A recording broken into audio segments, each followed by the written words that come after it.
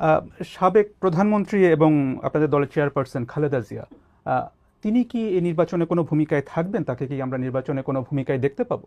আপনি এমন একজন মানুষের কথা বলেছেন, যেই মানুষটি বাংলাদেশের গণতন্ত্র যতবার গণতান্ত্রিক অধিকার, জনগণের গণতান্ত্রিক অধিকারকে হরণ করা হয়েছে, প্রতিবার উনি অবদান রেখেছেন সেই গণতন্ত্রকে পুনঃপ্রতিষ্ঠিত বা পুনরুদ্ধার করার জন্য।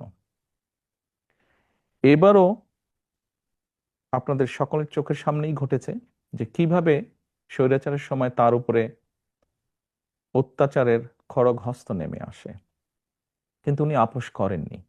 এরকম একজন ব্যক্তি আজ অসুস্থ, এবং কেন, কিভাবে উনি শারীরিকভাবে অসুস্থ হলেন, তাকে মিথ্যে মামলায় জড়িয়ে তাকে জেলখানায় নিয়ে যাওয়া হলো। আমরা দেখেছিলাম একজন সুস্থ মানুষ গিয়েছেন, কিন্তু যখন বেরিয়ে এসেছেন একজন অসুস্থ মানুষ বেরিয়ে এসেছেন, তাকে চিকিৎসার সুযোগ থেকেও বঞ্চিত করা হয়েছে। এই সবগুলো ঘটনা দেশবাসী জানেন।